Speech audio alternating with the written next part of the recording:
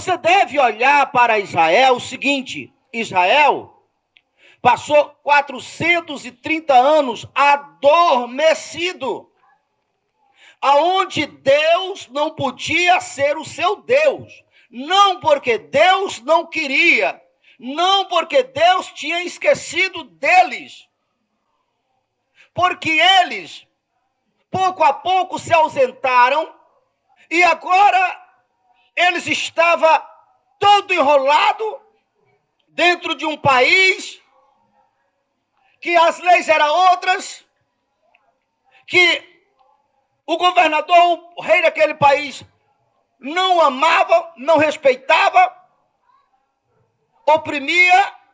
O Egito é um tipo do mundo. Faraó é um tipo de Satanás. E cada um de nós podemos ser aquele Israel adormecido, preso em laços, em cadeias, onde Deus não podia mais ser o nosso Deus, ou não pode mais ser o nosso Deus. As nossas habilidades, os nossos dons adormecidos, paralisados. A maioria das igrejas, a maioria das pessoas estão paralisadas. Diante da revelação e da luz do Evangelho, da palavra de Deus, o homem mais fraco, o ser humano mais fraco aqui, se torna um gigante na fé, na mão daquele que pode todas as coisas.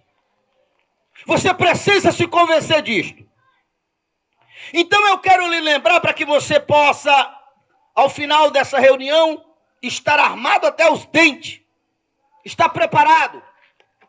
Eu quero primeiramente te lembrar das maravilhosas promessas que Deus fez para Abraão. Quando Deus disse para Abraão: Abraão, a partir de agora eu serei contigo, e você será uma pessoa próspera, você será uma pessoa abençoada. Abraão, aqueles que te amaldiçoar, será amaldiçoado. Teus inimigos serão meus inimigos. Quem te abençoar será abençoado, e quem te amaldiçoar serás amaldiçoado. Depois dessa promessa foi que Abraão teve o seu filho Isaque, teve Jacó, Jacó teve seus 12 filhos, que formaram as 12 tribos de Israel. E agora aquele povo que estava dentro do Egito era exatamente aquela nata, aquele povo descendente de Abraão, que Deus tinha direcionado para ele as promessas. No entanto, aquele povo estava sendo humilhado. Quero que vocês analisem aqui. Aquele povo estava sendo humilhado por Faraó. Faraó colocou ele como escravo. Eles trabalhavam dia após dia para enriquecer o Egito.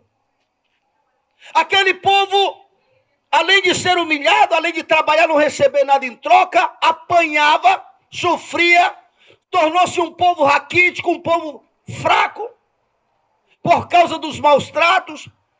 Enquanto isso, eles estavam clamando a Deus todos os dias. Não se deixe enganar e achar que esse é um caso isolado daquele povo. O livro de Êxodo é onde conta exatamente esse triunfo. Depois de 430 anos, eu fico imaginando, e aquele povo que morreu, aqueles filhos que nasceram na escravidão, nasceram, cresceram, morreram, se foram 430 anos, pelo menos 3 gerações morreram, porque naquela época eles viviam um pouco mais do que nossos dias presentes. Aquele povo que nasceram e morreram sem ver a grandiosidade de Deus, as promessas de Deus se cumprindo, e todos os dias ele ouvia falar a respeito de Deus. Essa história é para nós se posicionar e trazer ela para os nossos dias.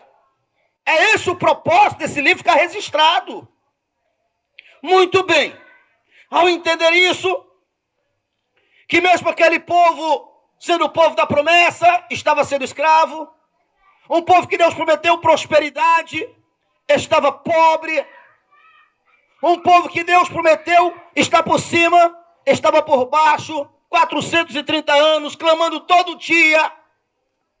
para que nós possamos trazer para os nossos dias, que se nós também deixarmos o evangelho adormecer em nós, é isso que acontece. Porque a Bíblia aponta Satanás como o príncipe das trevas. Quando uma pessoa está em treva, corresponde o povo do Egito, aquele sofrimento, aquela dor, aquela opressão que esteve no povo é o mesmo que está hoje na vida de muitas pessoas. Andar em treva é andar por onde andam também os bandidos, os marginais. Todos nós sabemos que andar na escuridão é perigoso. É onde você tropeça, é onde você cai em um buraco, é onde o criminoso tem mais liberdade. Quando uma pessoa ela está em treva, na ausência de clareza, quando o evangelho não está sendo, digamos assim, as ferramentas deles, quando ele não está no reino de Deus, no reino da luz, é isso que acontece. É desgraça, é dor, é sofrimento, é desastre, é coisas ruins, porque ele está no Egito, porque ele está debaixo da opressão de Faraó. De repente, Deus viu uma esperança. Um homem dentre os descendentes de Abraão, nasceu no seu coração um desejo de fazer justiça com o povo, de livrar o fraco da mão do mais forte. Eu estou falando de Moisés. Eu estou falando de quando ele tentou livrar um dos seus irmãos das mãos dos opressores do Egito. Como ele estava na sua própria capacidade, na sua própria força, não foi possível, mas foi o suficiente para chamar a atenção de Deus. Por causa dessa ação, ele com medo, temendo perder a sua vida, ele teve que fugir. Ele foi para o mais longe possível.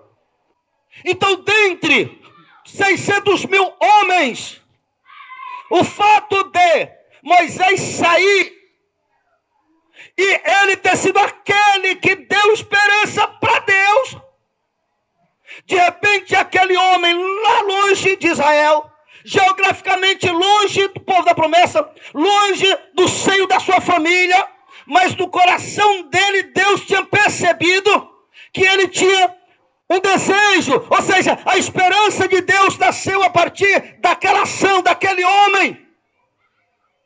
E ele agora estava muito distante, e de repente aquele homem andando, cuidando das ovelhas do seu sogro, quando viu uma sarça, ou seja, uma árvore pegando fogo. Só que aquela árvore pegando fogo, não pegava fogo, não se destruía. Ali foi uma forma de Deus chamar a atenção dele. E de repente, do meio da sarça, ele ouviu: Moisés, Moisés. E ele disse: eis-me aqui, Senhor. Se aproximou de Deus. E do meio do fogo, Deus disse: Moisés, eu vou te usar, eu vou te enviar ao Egito para libertar o meu povo. Porque eu tenho ouvido o clamor do meu povo. Eu tenho visto quanto o Egito tem judiado com o meu povo. Eu te enviarei. Aqui, meu irmão, já tem muitas revelações. Primeiro, que eu acabei de dizer. Pense comigo. Será que Deus não é tão grande o suficiente e poderoso para fazer o que Ele queira? Obviamente você dirá: faz. Mas você tem que entender uma coisa: esse Deus grandioso, que muitas vezes tem sido difamado por homens que não têm chamado, dando a acreditar que o que Deus pode fazer, Ele faz do jeito que Ele quer, do jeito que Ele pensar. Não, senhor, não, senhora. Porque Ele manifestou para Moisés: Moisés, eu tenho visto o sofrimento do teu povo. Em outras palavras, Moisés, tu é minha esperança. Traduzido: Moisés, eu não salvei aquele povo ainda, porque eu não pude, eu não posso, é um direito de Faraó. Mas a partir de ti, Moisés, você vai ser um instrumento e eu vou te enviar. E você vai salvar aquele povo. Amém.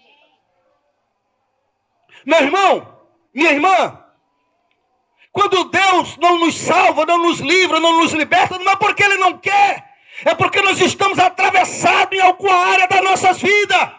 É que nós estamos, de certa forma, travando o evangelho em nossas vidas. Nós temos que entender a lei de Deus, se posicionar. Depois desse primeiro comentário, olha Moisés.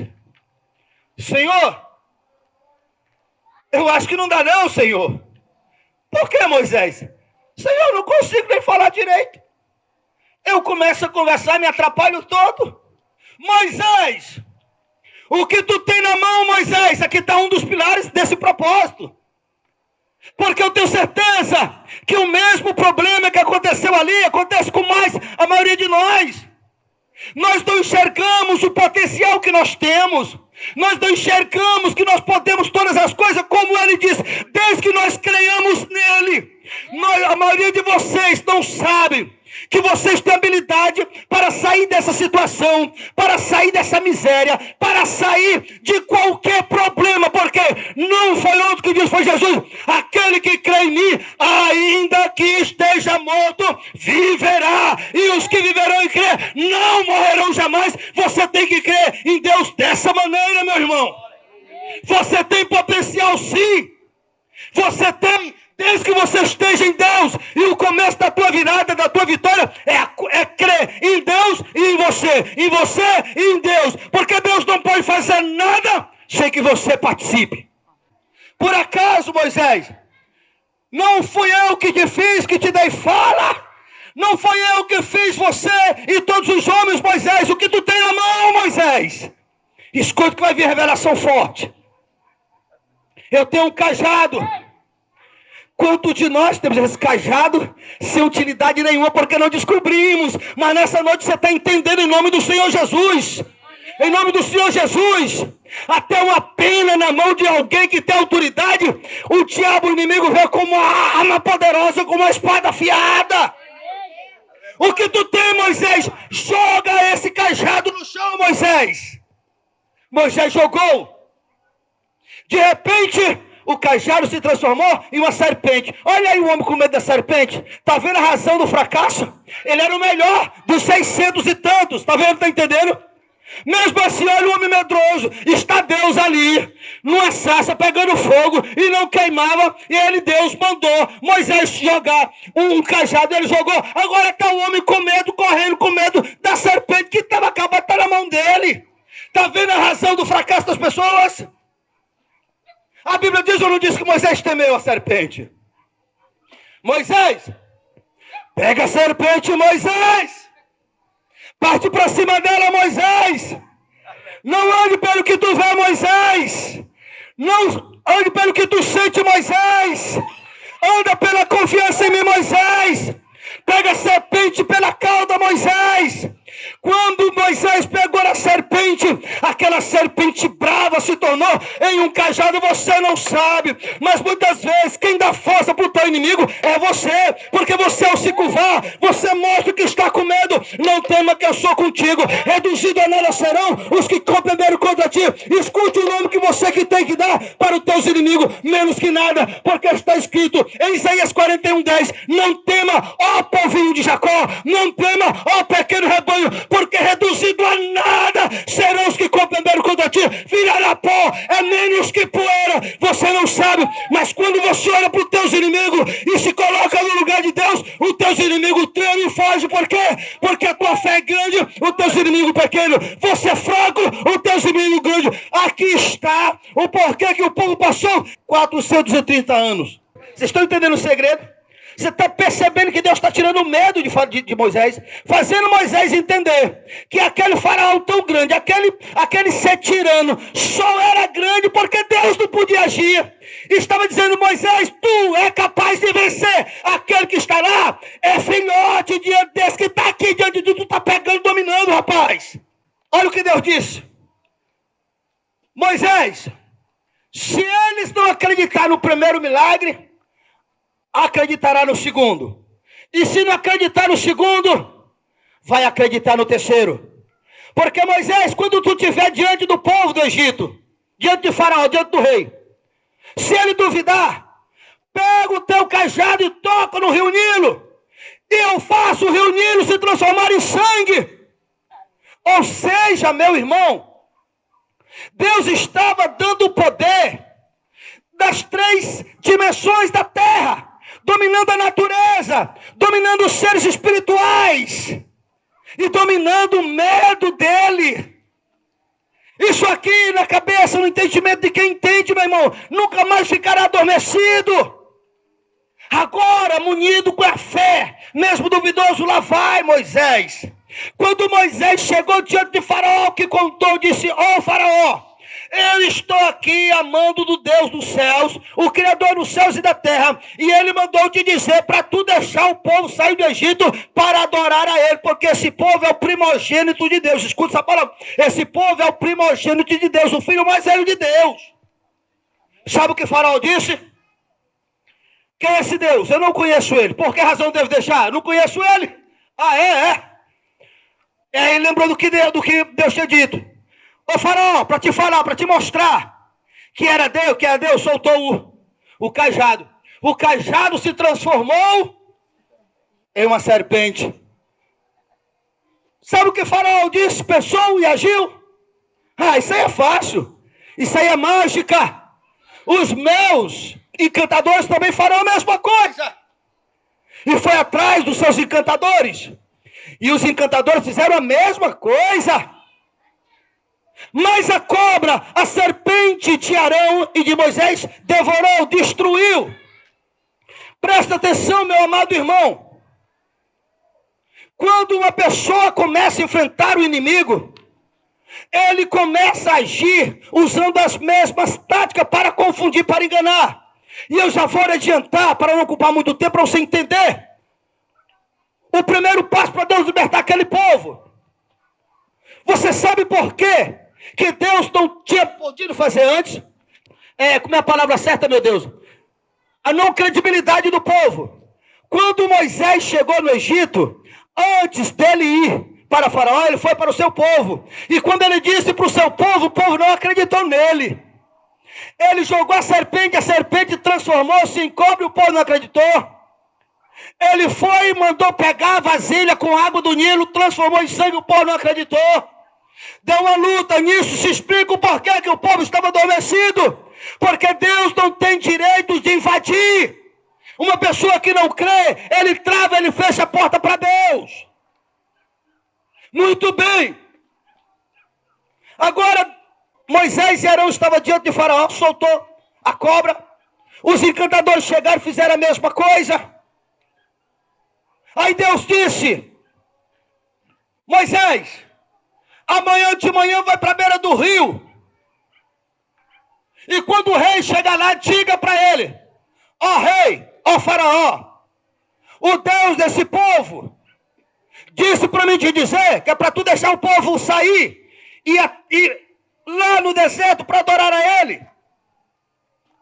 Sabe o que Faraó mais uma vez disse? Quem é esse Deus? Eu não conheço esse Deus. Mais uma vez, Moisés fez como Deus tinha dito, colocou o cajado na água e as águas transformaram em sangue. Você sabe o que foi que Faraó fez? Chamou seus encantadores e também transformou.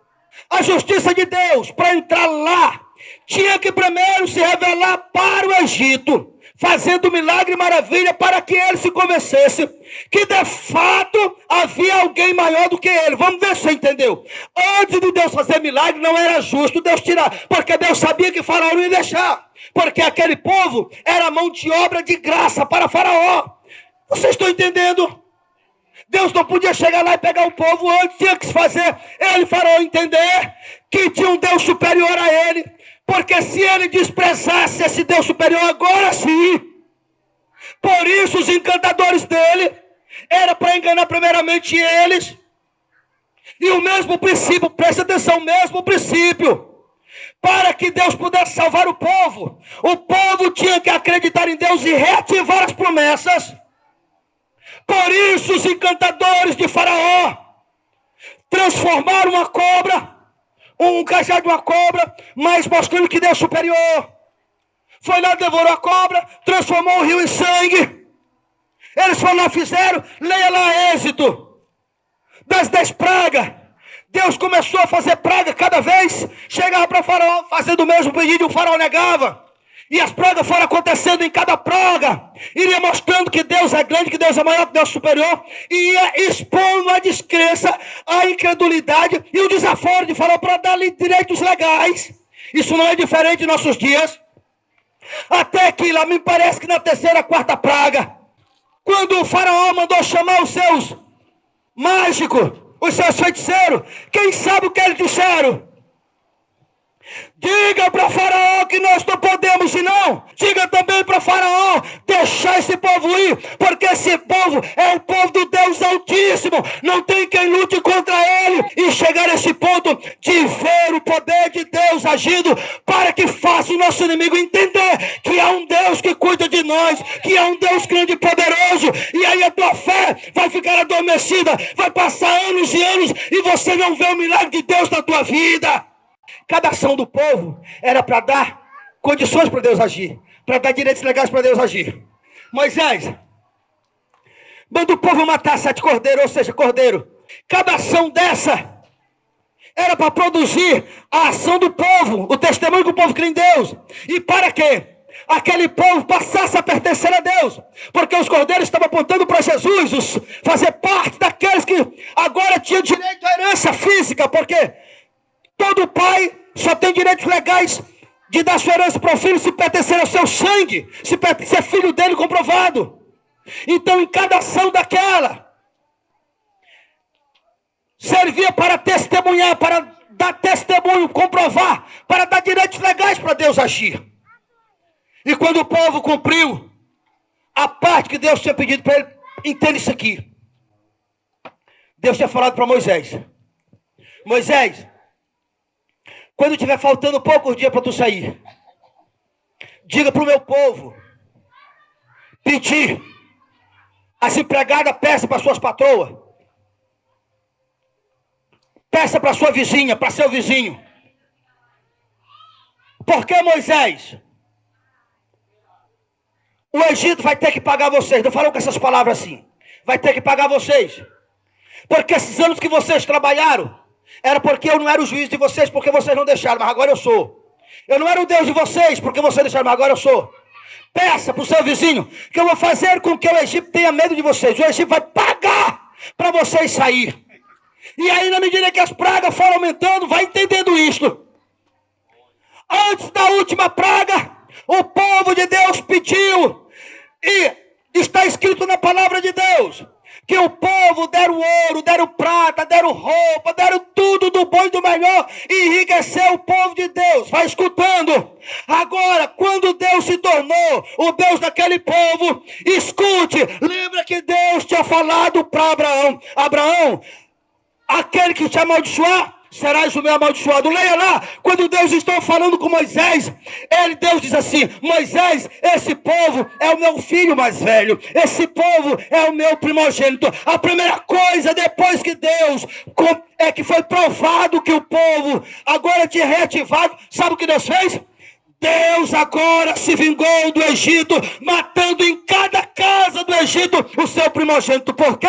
Porque o Egito tinha agora tentado matar o primogênito de Deus. Meu irmão, você ainda talvez não tinha parado para pensar que Deus é o Deus de vingança. Você sabia que Deus disse assim, ó: não se vingue, deixa, porque a vingança é minha. Quando você ativa a aliança, você nunca viu, mas você vai ver o que é que Deus vai fazer na tua vida. O que é que Deus vai fazer? Porque Deus precisa. Porque eu te falo uma coisa: a nossa geração não tem um faraó, não tem 2 faraó. A nossa geração está cheia de faraó que precisa conhecer o Deus da tua vida, o Deus de Abraão, o Deus de Isaac e o Deus de Jacó. Você precisa acordar. Oh, aleluia! Oh, aleluia! Você precisa acordar. O povo despertou a fé, matou o cordeiro, passou na porta, como o próprio Jesus futuramente disse: aquele que não comer do meu corpo e não beber do meu sangue não tem parte comigo. Salmo 105, verso 37 diz: e Deus fez sair o povo com ouro e com prata, e dentre as suas tribos não houve um fraco sequer, um inválido sequer. Agora sim, agora Deus estava livre para agir, porque agora de todo aquele povo que passou 430 anos morto na fé, estava vivinho, e agora é o povo vivo. Escute só, lá vai Faraó, que tinha acostumado a bater, que tinha acostumado a humilhar, que tinha acostumado a fazer tudo. Quando se levantou contra o povo, você sabe o que aconteceu. Aquele povo nunca mais foi visto na face da terra, e se tornou o maior cântico de Moisés. O próprio Jesus cantou. Escute agora, tinha um mar vermelho na frente, mas agora aquele povo estava vivo, mas agora aquele povo estava com a aliança atualizada. O mar se abriu. Aí você sabe da história. Aquele povo andou no deserto e nunca houve na história tamanho milagre, que não foi por um dia, não foi por um mês. Você precisa mais do que isso para você saber? Hoje é o teu dia. Toda essa Bíblia está escrita para em qualquer geração que alguém ouvir a voz do Todo-Poderoso dizer: eis-me aqui, Senhor, e confiar nele. Ele é o Deus o mesmo de ontem, ele é o de hoje, ele será eternamente. Ele quer ser hoje o teu Deus. Se você quer ser servo dele, se você quer ser aquele que através de você Deus vai fazer milagre, levante em nome do Senhor Jesus. Você está sentado à direita de Deus Pai, na pessoa de Jesus.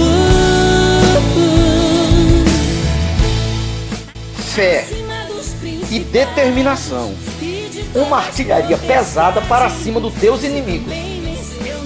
A travessia da vitória. Deus te deu autoridade, te deu poder.